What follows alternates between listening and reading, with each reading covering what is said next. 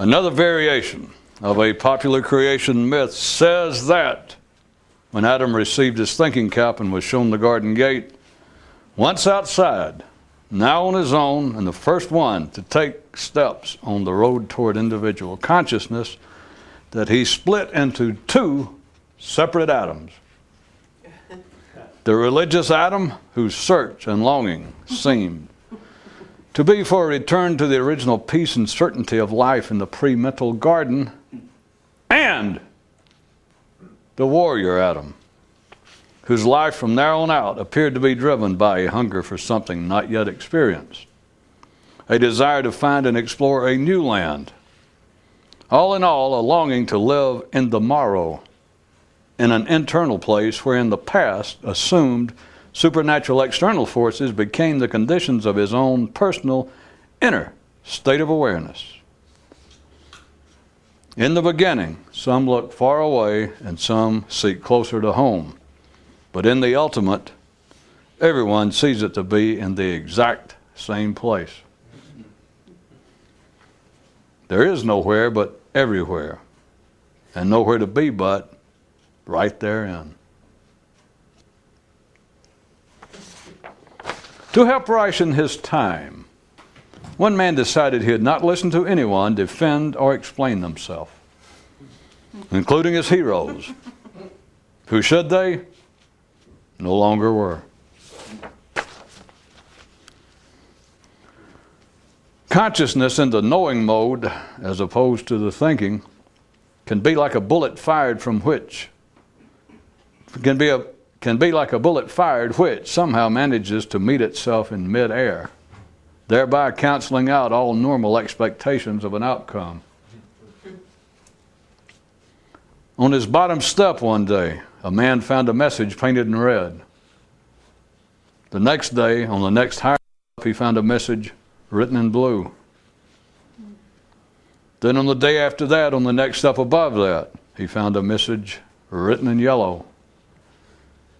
And when he opened his back door on the following morning, the man discovered that his steps had disappeared. The reason that warriors are never heard to pray is that to civilian ears, inverted echoes are imperceptible. Thinking does not know where it's going, and only those free from it can direct their steps properly. The voice cried out, "Who runs this planet?" And the crowd shouted back, "Humans!" "And who runs humans?" "Humans," they shouted back. "And who's that answering these questions?" the voice asked. "You know damn well who," they replied.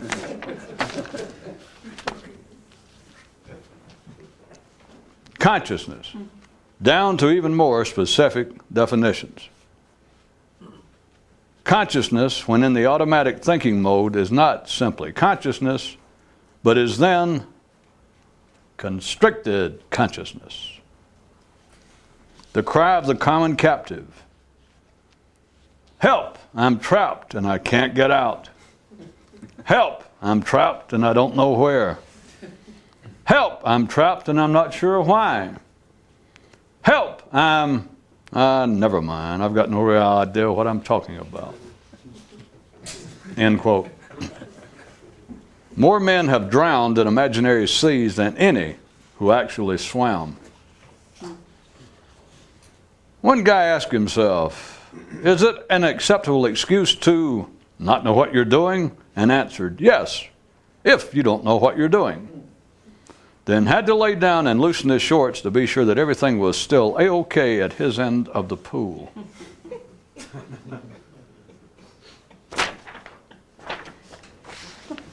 On the mystical path, two men met, one in the garb of a monk, the other in the guise of a warrior, and asked one another what the difference was in their approaches, and the one traveling as a monk said, "I ask God for help in my struggle." And the warrior thought, "I demand and expect of me all that is required." And when they parted ways, each left a bit envious of the other.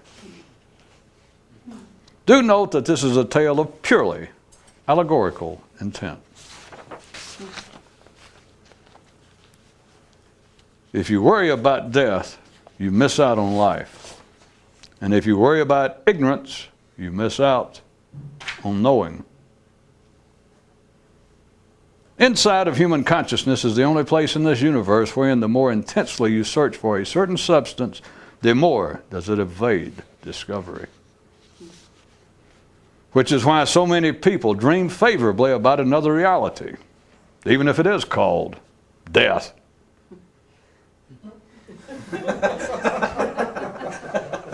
Man is the only creature who believes that by removing the air from a balloon, he might be able to get a better view of the inside of the balloon.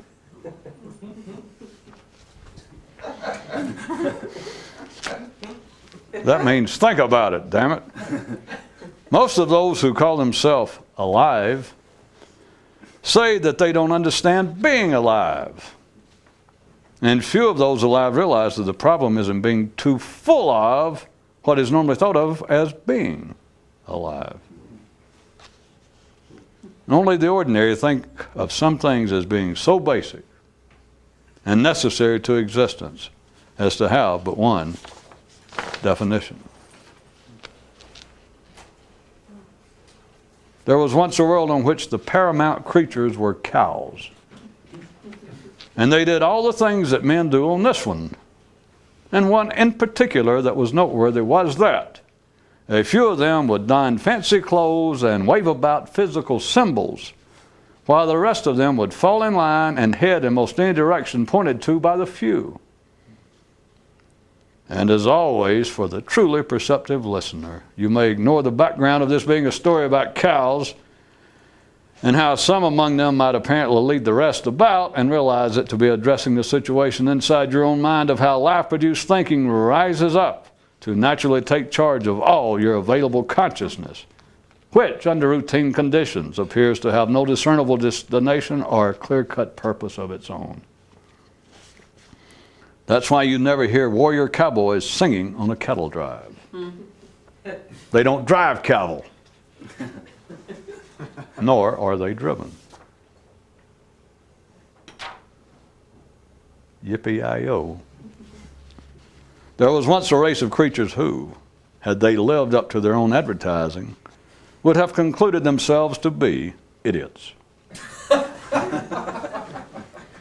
They did admit to some degree to be failures, but this was just a sidestepping of the matter noted.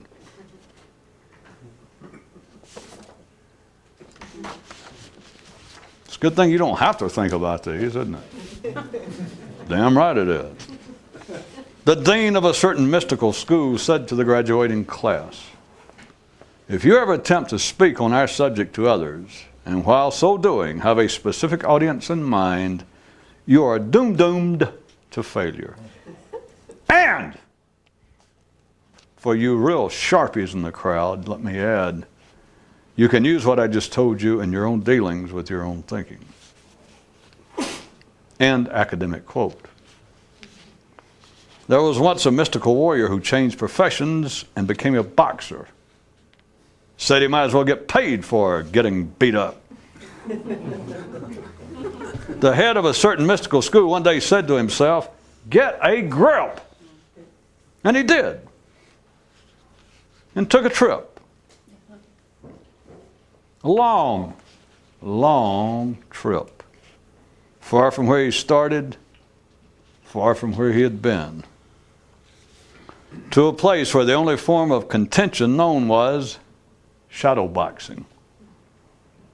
And even it was unknown. Get a grip indeed. The simple complain about the without. The more complex turn their complaints in part on themselves.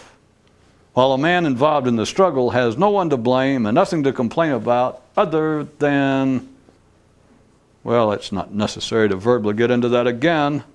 Those so involved know what it is, and those who are not will never understand it no matter how often it's described.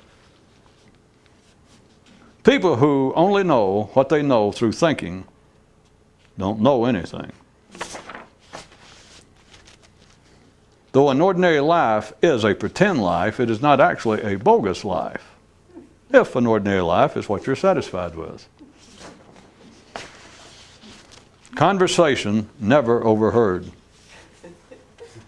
Anyone who makes an absolute, unequivocal, dogmatic statement about man isn't thinking. Contraire, that's exactly what they're doing. Thinking.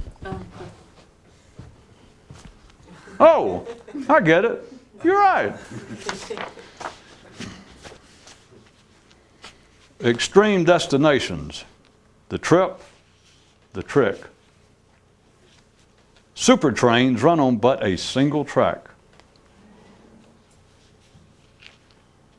There was once a land with some non-standard creatures who could only make their way by the continual redefining of all that was known, which certainly included the language.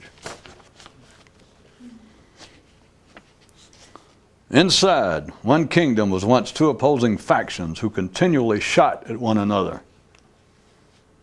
This kingdom was one man's consciousness, and the two factions were not actually in conflict and did not in truth shoot at one another. Well, let me restate that. They were not actually in conflict, but they did in fact fire at one another. You know, that still doesn't sound right. If they weren't really in opposition to one another, then why would they act like they were? This story is too weird to go on with, if you ask me. Wonder why men don't find it too weird to go on with inside their own heads. There was once a time in another universe. Once upon a time in another universe, there was a gigantic creature bred for racing. But to run properly, it had to continually limp and favor first one leg, then the other. Once upon a time at another reality's turf, some beings evolved who, rather than running around in circles themselves, conceived of the idea of private boxes overlooking the track, wherein they could sit with a nice drink and pleasant company and observe the action, not only comfortably, but profitably. Where opposing forces are taken to be, there will staggering pass as they sprint.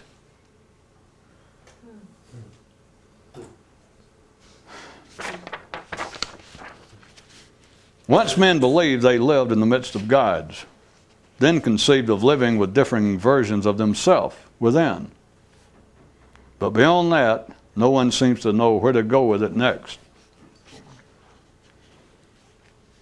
As he squatted on the launch pad next to his rocket, a man thought, if I could ever get this match lit, I could get this thing airborne. Maybe I should start reading these in English.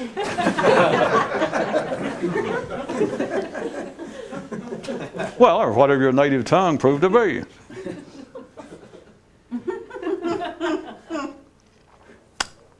After reaching a certain stage in his efforts and understanding, one man deleted from his reading any books which had in their title the words philosophy, doctrine, or belief, such as the philosophy of the Sufis, the doctrines of Zen, or the beliefs of Buddhism.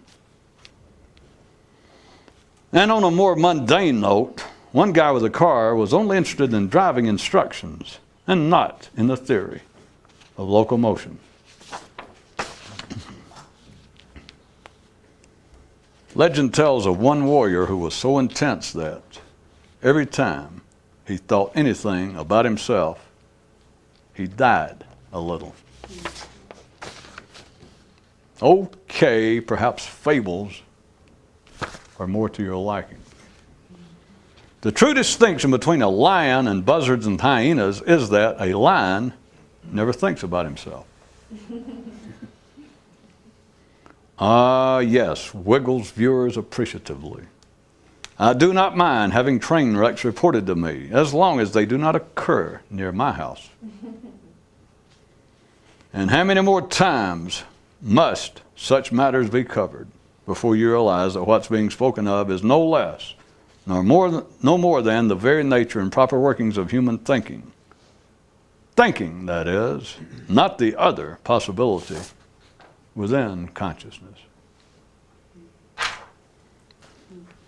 If, as the ordinary like to imagine, there was an evil force loose on this planet, intent on capturing man, it's too late to worry about it. Because if you've thought about it, it's already got you. Wow, said one man, don't you just love justice?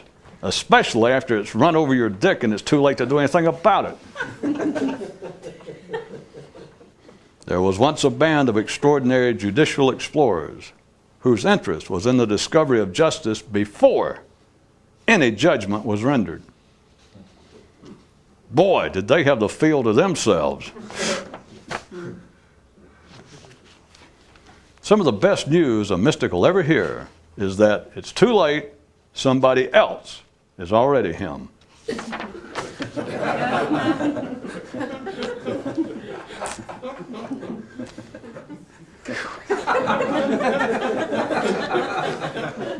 We can all dream. Regarding the need to help and correct others, those who preach to themselves. Oh.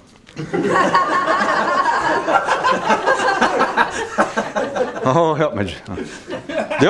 The ordinary worry about numerous things slipping up on them, such as old age, illness, and death. The few worry about but one thing slipping up on them, thinking, and its spiriting away of awareness. That's the only trouble. You can't wave because you don't know when it goes.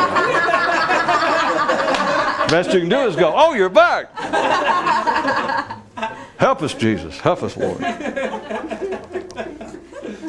Along his great quest, one man had a rallying cry he had periodically shout out to those appropriate internal parts of himself, which was, hooray, friends and neighbors, sit on something sharp and uncomfortable.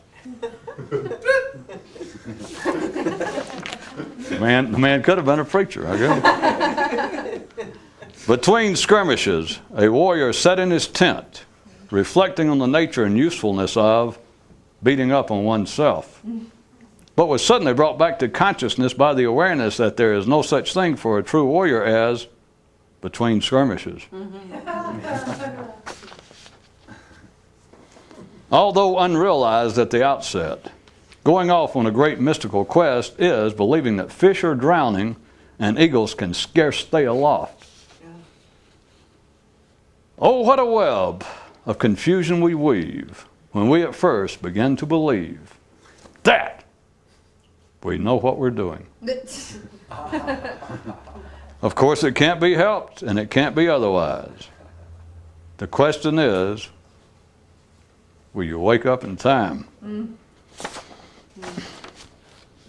He is not a warrior who is not where the battle is, and he is no warrior whose mind is not where he is.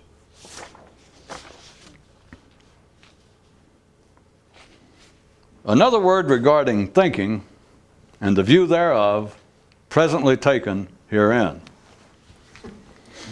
If you don't see the problem with thinking, then you don't have one.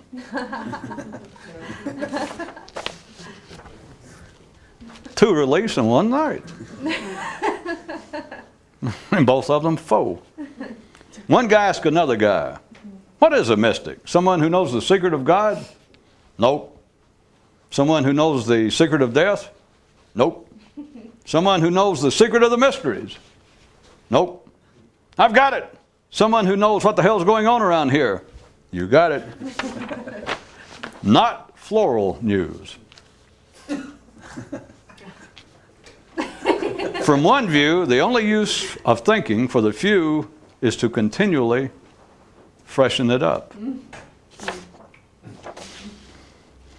There is a total difference between feelings of guilt and self-condemnation and the warrior's being relentless on himself for the sake of the prize. As regards the requirement for extraordinary sight, death can be a real eye-opener.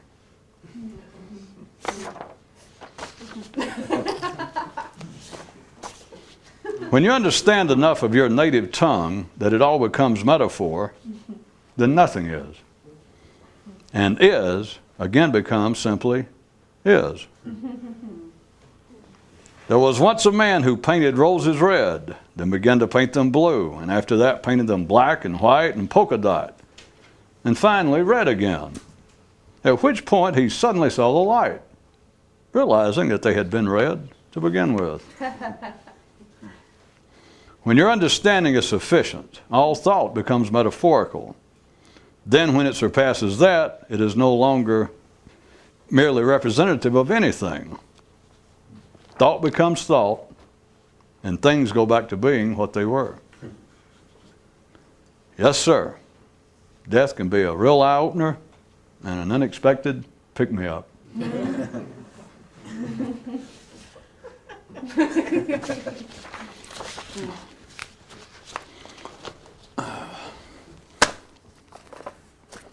Since the news of the day brought up the subject already, consider that there is a difference.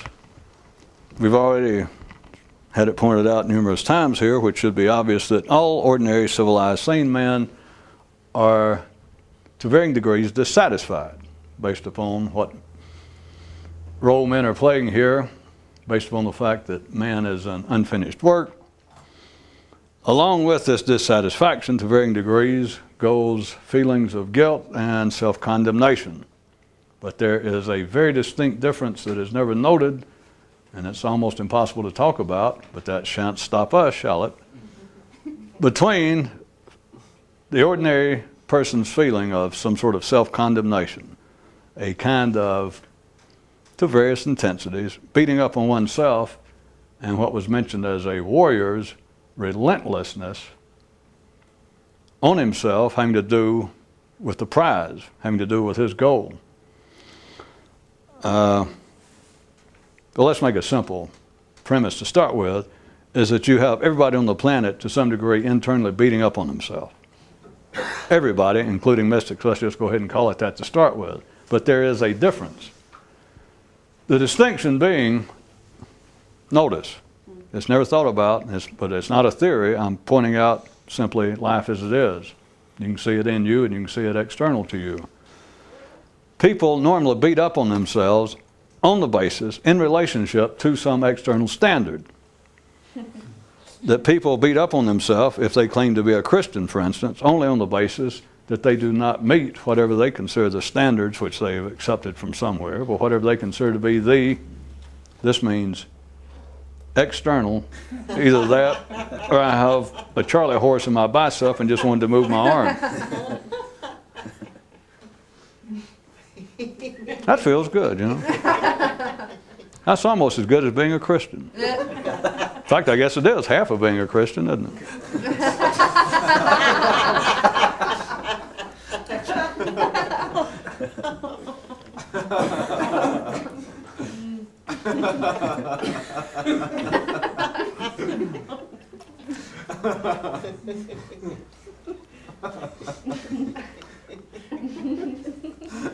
All ordinary people, if they're sane, if they're civilized, I'll repeat, we've been through it again, and it doesn't not have to be simply on a religious basis, but one of the definitions of being sane and ordinary and being a routine type person is that you do not believe that you are entirely finished, adequate, up to standards.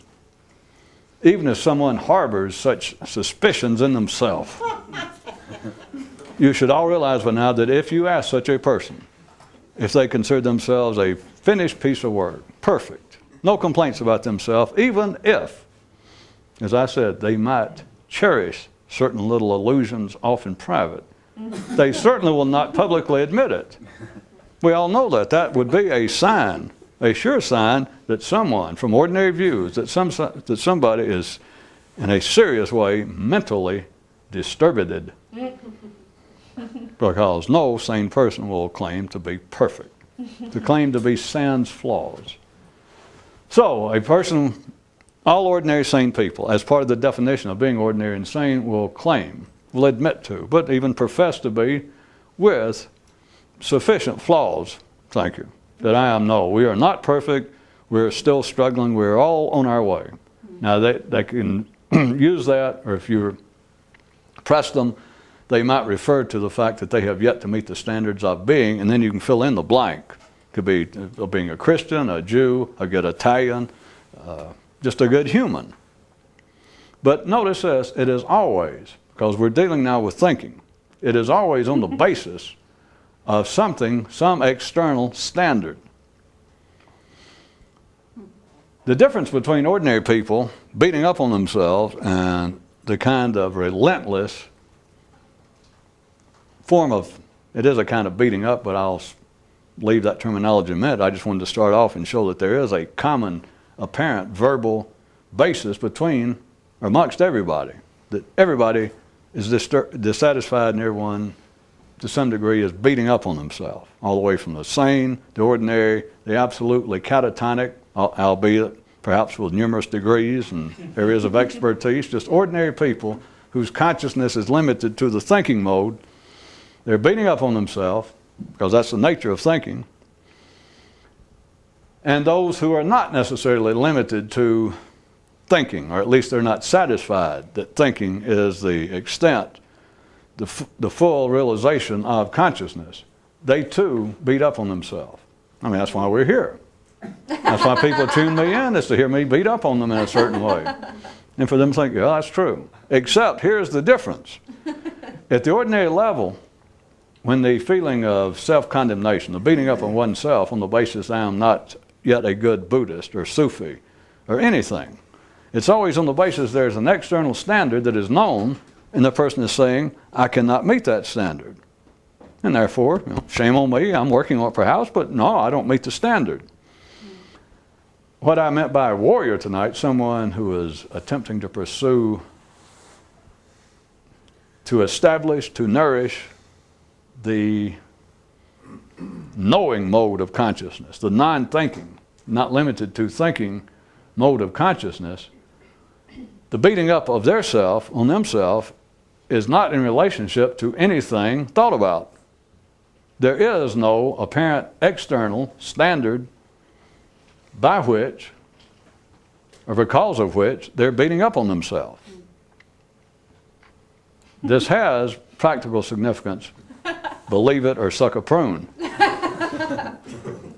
If you ask, let me make up one of my made-up stories, if I may. Why not? Make it up the rest of it. Why not make up a story within it? If you could catch a mystic, if you had that kind of magical salt and he had a large enough tail and you could catch a mystic and have you trick a mystic, it's something to do with, I can't remember now, it's something to do with putting a troll in a bag under his bridge. But anyway, and you force a mystic to tell you the truth, and you had him alone and you said, I've heard tales, or all of us ordinary humans, to varying degrees, we're beating up on ourselves. He'd go, yep. He'd go, does that happen with guys like you? He'd go, yep. And you'd say, well, can you explain it to me? I beat up on myself because, here's what I think, is I beat up on myself because I was raised to be a Muslim. My family is good, Orthodox Muslims. I've drifted away. My family are Persian. I have drifted away from our culture. I've drifted away from religion, and I'm continually feeling guilty. I continually beat up myself. You know what I mean? The mystic said, yeah. Oh yeah, I know what you mean. And so you say to the mystic, maybe put a little more salt on his tail just to be sure. Or shake that troll a little bit more and make it rattle in that bag, which is a real trick in a croaker sack to make a troll rattle, but you can. At any rate, to intensify the possibility, if not the certainty, that the mystic will tell you the truth. So you ask the mystic, you say, so you understand about the basis of me beating up on myself? And he goes, huh? And you go, well, and you said that there was something similar in your life. And yeah. You go, well, can you explain it? Is there anything resembling mine? You go, huh? You go, but you understand what I'm talking about. And you go, but that's not the basis upon which you're beating up on yourself. You go, well, come on now. I spent the money for the salt, caught a troll, bought a croaker sack. Come on, tell me the truth. Explain the basis on which you are beating up on yourself. It's impossible. Strictly impossible. And if for no other practical use, some of you might now understand why you have never been able to respond to anyone who asked you what the hell you was up to, or when you did respond, you felt like that somebody, instead of putting salt on your tail, had stuck it on your tongue. There is no description. And it's not for any mystical reason. We're back to the fact that consciousness, which is all this is involved with, we're not talking about anything external to man, we're talking about everything totally internally to a man and totally in an area somewhere north of the neck. That we're talking about two possibilities. That there is the thinking, as I was calling it, the thinking mode, that's everything that you ever think, including about being a Persian, being a mystic, being a Muslim, being an Italian, being anything. Then whatever you're thinking about is never satisfying, is always liable to description. Damn liable. I was going to say begs for description, but then I'd have to say damn begs. It insists on speaking up and describing in ways that amount to beating up on oneself about. I'm going to tell you. I'm going to tell you the kind of guy. I'm going to tell you the kind of guy I am. God knows I'm not a perfect guy. All I know is I got my faults. But I'm going to tell you the kind of guy I am. I'm not satisfied with my fault. Oh, in fact, wait a minute. You got a second. Of course, I don't like this to get around, but I'm going to tell you what. I got a drug problem. And I certainly don't want this to get around. You got another second? You got any friends that want to listen to this too? I got all kinds of sexual secrets. I've got all kinds of criminal activities that are hit. Call in your friends. You got some. I mean, I hate for this to get out. As long as you can talk about what it is that's bothering you bunky, you can beat up on yourself. And as long as you can talk about it from a non-thinking view, it is not worth talking about. The beating up of oneself, if you can follow this, under ordinary conditions, is why the beating up on oneself never gets anywhere. It never gets anywhere in a religious context, or even in a secular context. That is, under psychological auspices as opposed to religious. That through self-confession or through confession to another, a paid professional, it does not alleviate, it never concludes, never satisfies the need to beat up on oneself. Thinking can be equated with beating up on oneself. Knowing is the only solution. Knowing is the only state in which a man does not beat up on himself. Now, I am sure that it would be easier, if not, I don't mean to be improper, for some people to hear this and in their own mind take the term beating up on oneself to be a bit of verbal hyperbole. And I did it to get a little attention to the fact, but it is the feeling in the mind of any sane, ordinary person again, that anything that you think, and specifically about man, that is about internal matters, is never satisfactory. Now, I point out again, for those of you that forgot it or didn't hear it, as always, there are all sorts of beautiful little quirks, curlicues, and doodads that life has provided. And one of them is that through thinking, men can apparently, in external matters, establish some things for certainty. But remember now, this is still in the mode of thinking, but such as mathematics, that they can establish that 2 times 5 is 10, and 2 times 5 is 10, no matter where you go, no matter what time of day it is, no matter what your religion is, no matter what your education is, no matter your age, no matter anything. By God, 2 times 5 is 10. the interesting little doily that life places on your side table, on which you attempt to set your pleasant drink, your snack, and then pick it back up and think, perhaps this could be a mirror and has something to do with men also, or at least perhaps the mind is capable, thought is capable of arriving at such certainties if I turn it internally. There's a great thing about being a human.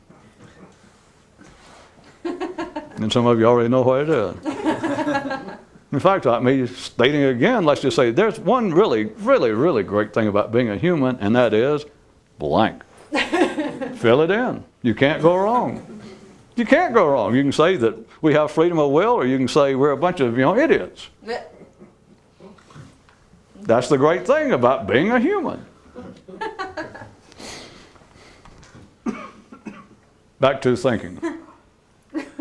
Thinking is of such a nature that if you're ordinary, again, that you are just in the middle of life's parade, that you're a sane, routine type person, you are beating up on yourself, and of course everyone understands I mean this not physically, and I mean it in ways that would not ordinarily be considered neurotic or psychotic, that you're not actually doing yourself damage, you don't have a phobia to the point that it is physically incapacitating you or harming you.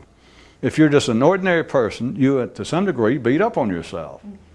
You beat up on yourself to some degree if you're working a crossword puzzle and you see a definition, blah, blah, blah, blah, blah, and you count it's 8 letters, and you go, oh my God. And as people say, I know what it is, but I can't think of it. Damn! That's beating up on yourself. I know it seems to be of no great consequence. That is the nature of thinking, is what I am intending you to consider. Now, it goes all the way from that, which might be considered, I guess, one of the milder forms, but now consider into the area wherein people take religious ideas, spiritual ideas, even so-called metaphysical ideas seriously. Then they can beat up on themselves with a certain increased amount of vigor. At times, a vitriolic vigor.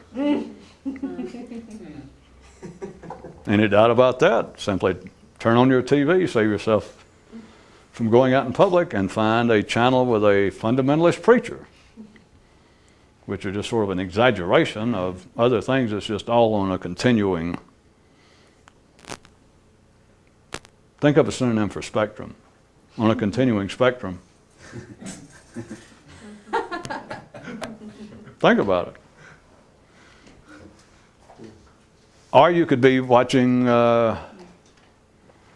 perhaps another non-commercial channel, if you were still dealing with a video, and be watching a marriage counselor, a psychologist, one of these people that have shows on PBS that giving psychological advice and talking about all the problems. It's the same thing as religion, but they, of course, normally have not as fancy duds. They don't have any good music. And if they call themselves doctor, it's probably at least based on some kind of degree that's not laughable. Like, oh well. Rather than stop there and pick on that area, which is funnier? In years past, it used to be sort of a minor joke, whether you got it to be at a party and somebody there and you say, oh, here's Dr. So-and-so. Especially in years past, when people be impressed, sometimes young girls or young women who are not yet married go, oh, a doctor. And they'd slide over. They go, what's your specialty? Plastic surgery or something? He goes, oh, no, I'm a doctor of divinity or a doctor of economics. People go, I thought you was a real doctor. People outside the seriously academic community, to them, doctor, nobody even understands outside that area. Normally, they never consider their PhD, literature. People come, oh, a doctor, ooh, and they get their drink, rush over to get some free advice, or, I got a daughter at home, I got a sister who's unmarried, and finally it's a doctor of English lit. I go, how can you be a doctor? What do you do? What, you operate on books? At any rate, we got to get back on the subject here. No, we don't. At any rate, I was just thinking in line with that, since I was at the point I was about to give a pseudo-dramatic, theatrical little kicking to doctoral degrees as they apply to fundamentalist religious persons. I was going to say, rather than leave it there and give them a little passing kick, because I was going to say, there could be things even more humorous. Or I was going to ask you rhetorically, which is the more humorous? To say, here's two men but they're both, Dr. Jones and Dr. Smith. At first you impressively find Dr. Jones, he is a doctor of divinity from some, Church of the Religious Sciences of Nashville, Tennessee. And you think, well, that's, kind of. And then you find the other guy, though, is a doctor from the University of Pennsylvania in meteorology. Economics. We're about to go back on the main path. I was trying to get you to consider that in the world of thinking, there are areas that are considered serious and worthy of note, such as a man who has a degree from a legitimate university in a real field, such as economics with a big E, and those from some night school in Nashville that's a doctor of divinity.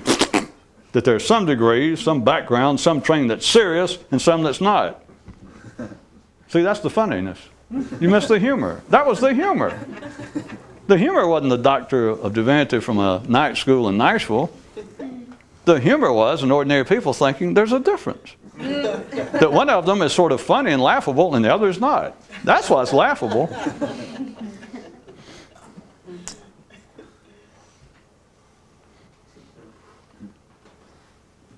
Oh, well. All thinking, if you can see it to a degree that would be of any practical use to a person. If they, just at the ordinary level, if a person had what appeared to be, what they took to be a serious interest in the world of the intellect, then they are continually beating up on themselves, that is, feeling less than adequate, feeling as though they have yet to reach the proper level, that they are missing the mark, that they are not coming to satisfactory conclusions of any kind. But it is always, if you ask them about their lack of satisfaction, they can tell you why, easily. They can say, well, my area of expertise is so-and-so, and I have yet to get my PhD, or I have yet to understand some of the latest theories. Or if they're just referring to the fact of them attempting to understand the nature of man in themselves, they say, I cannot understand the nature of life. I don't understand why I behave as I do half the time. That sort of beating up on oneself is an absolute, from our kind of view, waste of time, and you should know it by now. It gets nowhere. It is part of the standard procedure of the ordinary parade, that as long as you march, as long as you're alive, and as long as you're ordinary with your intellect and ordinary working condition, you will beat up on yourself. You will feel to varying degrees guilty. You will condemn yourself. Someone involved with this, there is a similar kind of beating up on oneself, but it is not. Well, the reason I bring it up tonight is to get you to see that if it is tinged with guilt, or if you are still operating on the basis that it is because of some inadequacy in your thinking, it's about time you realize that as long as you're staying there in the area of thinking mode, it will always be thus.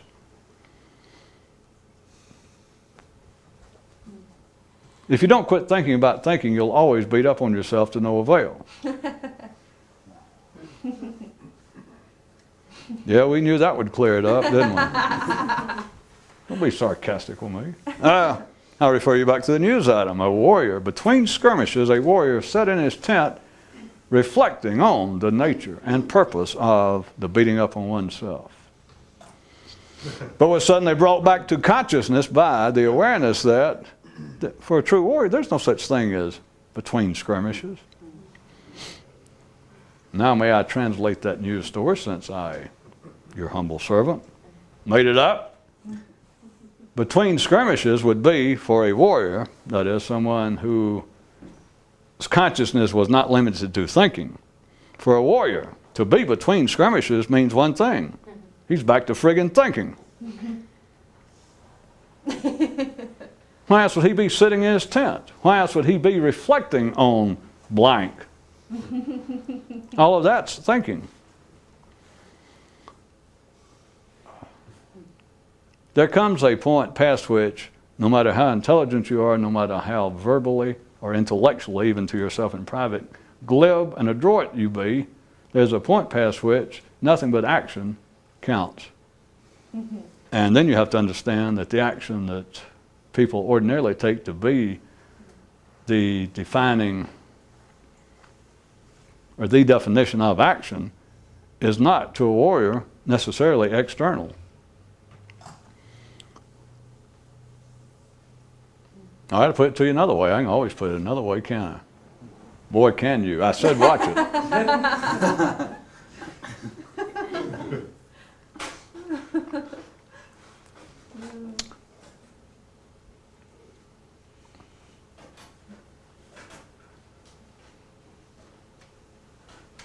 The ultimate,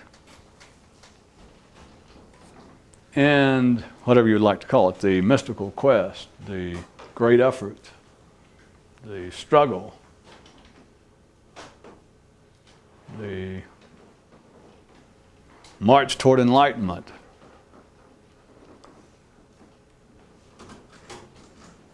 it does begin in thinking, because it only exists in consciousness. It exists nowhere else. There is no external awakening. There is no physical enlightenment. Your body is physically enlightened. The world out there is awake. It is what it is. It is only after man, Adam, has been given his thinking cap and shown the door, the gate to the garden, and he hears slam, and he's suddenly outside. But he has his thinking cap. It is then that two things are possible. Or as I put it in the one story tonight, is Adam actually was split into two possibilities, into two atoms. One is almost everybody on the planet, ordinary people. They then began and continue to be in that great march towards somewhere. The great march of evolution, as far as humans are concerned, only starts once men have on their thinking caps. In a sense, it only starts with the individual. Once you reach the age, the stage in your life wherein you become verbal. You become an intellectual little nipper, at least verbal. It is only then that you individually become a meaningful part of the parade. And so after that, we have all of humanity. They're outside the gate. The original garden, which was silent, which was non-mental, consciousness was not in effect. When Adam was given his little thinking cap and shown the gate door, shown the garden gate door, he was out there on his own. And then the majority of humans then are marching forward, and they're using only the limping method, which is thinking. That's all they use. A few people somehow are wired up in such a way that they do not find thinking to be satisfactory, that does not adequately move them along. They do not even find it to be a balanced method of locomotion. They do not even find it to be a way to stand in a balanced condition. They do not find the position comfortable, no matter how they get. They can walk, they can stagger, they can sit down, they can lay down, they can just stand up straight, and something is not comfortable. They are not satisfied with the thinking mode. But as long as all you know is the thinking mode, you've got this going on that you're dissatisfied. There's no way out of it. You're supposed to be dissatisfied. You continue to beat up on yourself to no avail. Now, insofar as all the first group of atoms, that is humanity in general, of it being to no avail, that comments to no avail. Because speaking of humanity as a whole, collectively, then any comment we make is irrelevant. I mean, what good does that do you? What if somebody knew? What if I knew exactly where humans are headed? And I said, well, I can take my word for it, this is it. Which I was thinking how absurd that is, but turn on another channel and There are people everywhere, all over the planet for thousands of years telling you exactly where humans are headed, because Allah said so right here in chapter 7, verse 14. Even if somebody tells you that, notice this, it does no good. It has no effect. It is only when you can be conscious without the resort, without the total dependence on thinking, that this kind of beating up on oneself has any usefulness. And then is when the term beating up on oneself becomes overblown and somewhat meaningless. Because it is not then a beating up on oneself, it is simply the relentless effort to do that which you know is the only thing satisfactory to be done for yourself. But if it is not relentless, you're back to beating up on yourself, because that is the only true escape from this meaningless, endless beating up on oneself, is to be relentless in the other area. The beating up on oneself being intrinsic to the thinking mode in consciousness, whereas what I'm referring to as the knowing mode, another state of consciousness that is not based on thinking. It is only in that state, in the relentless pursuit thereof, that you can be free from thinking, wherein to that it is native to uselessly beat up on yourself. Did that make sense? It did to me. Well, yeah, but you said it. Is that an excuse? I guess it might have let some fish off the hook. Yeah, but then a fish could say, well, just because it makes sense to you doesn't mean it makes sense.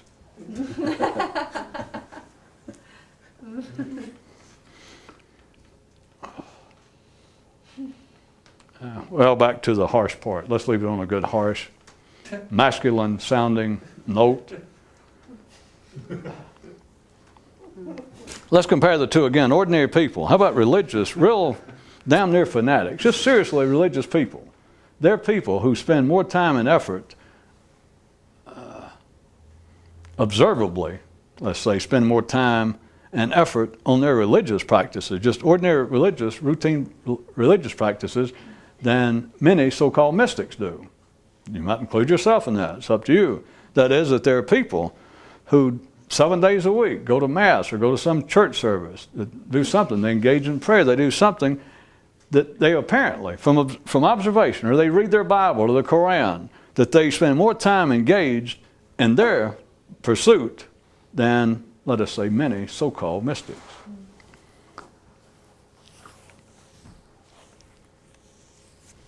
By the same token, even though it's something entirely different, the so-called mystic is wasting his time if he is not relentless in what he's doing.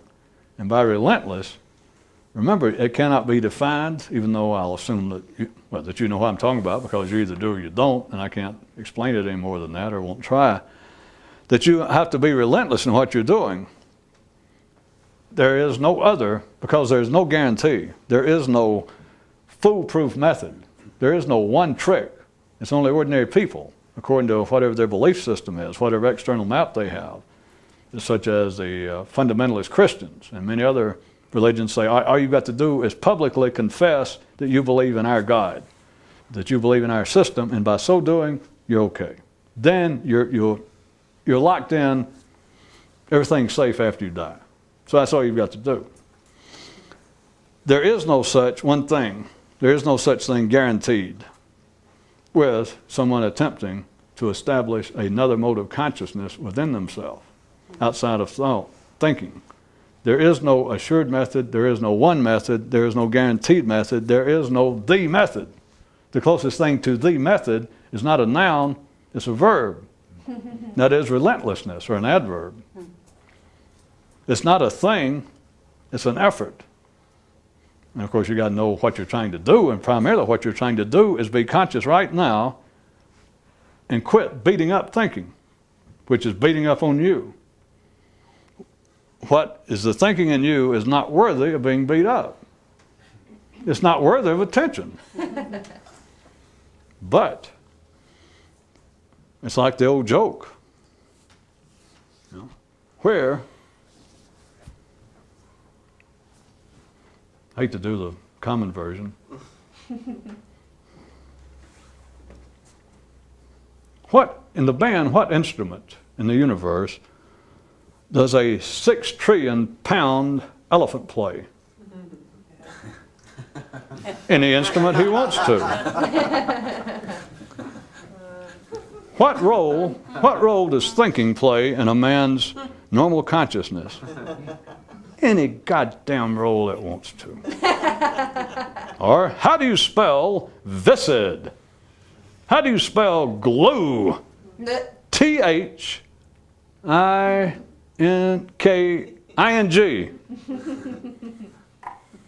How do you spell irresistible attraction?